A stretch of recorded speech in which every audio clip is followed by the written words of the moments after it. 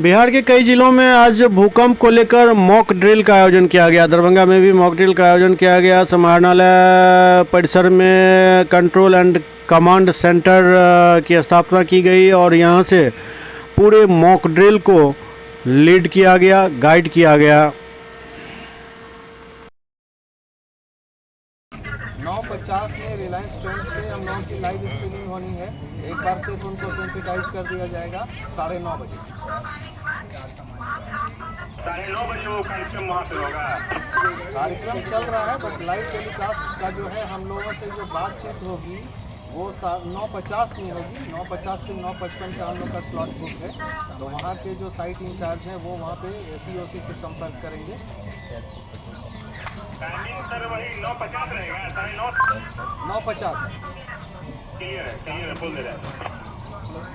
8 बजे भूकंप की सूचना रिक्टर स्केल 8 का हम लोगों को प्राप्त हुआ और उसके बाद 5 साइट्स जो है वो डिमोलिशन का सूचना मिली है और जिसमें काफ़ी लोग जो है वो हताहत हुए हैं और प्रभावित हुए हैं। एक्चुअली लगभग 60 लोगों का अभी तक का हम लोगों को खबर मिल रही है प्रारंभिक रूप से कि उन लोगों को इवैक्यूएट करने की आवश्यकता है और वो हम लोग तेज़ी से कर रहे हैं। हमारा राहत और बचाव दल कार्य कर रहा है और एम्बुलेंस वगैरह भी सारे हम लोगों ने तैनात कर दिए हैं।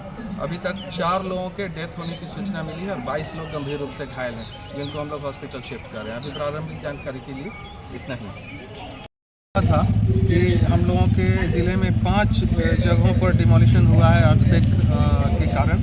Reliance trends Rajkumarganj, poor home DMCH का जो पुराना अधीक्षक कार्यालय था वो क्षतिग्रस्त हुआ है। सत्यनाम पेट्रोल पंप पर अभी थोड़ी देर पहले आग लगने की सूचना मिली थी शॉर्ट सर्किट से, जिसको बुझा दिया गया है। और एक जो लास्ट हम लोगों का सिमुलेशन साइट था वो उर्दू राजभाषा कोषांग समाहरणालय परिसर में। यहाँ अब तक जो फीडबैक मिला है उसमें हम लोगों को फंसे हुए लोगों की सूचना अभी भी वही है 60 के आसपास। जो गंभीर रूप से घायल हैं वो लगभग 22 लोग हैं और जो सामान्य घायल हैं वो 27 लोग हैं जिनको DMCH रेफ़र किया गया है। और जो अभी तक की प्राप्त सूचना है उसके अकॉर्डिंग हम लोगों का जो डेथ की संख्या है वो 12 हो गई है।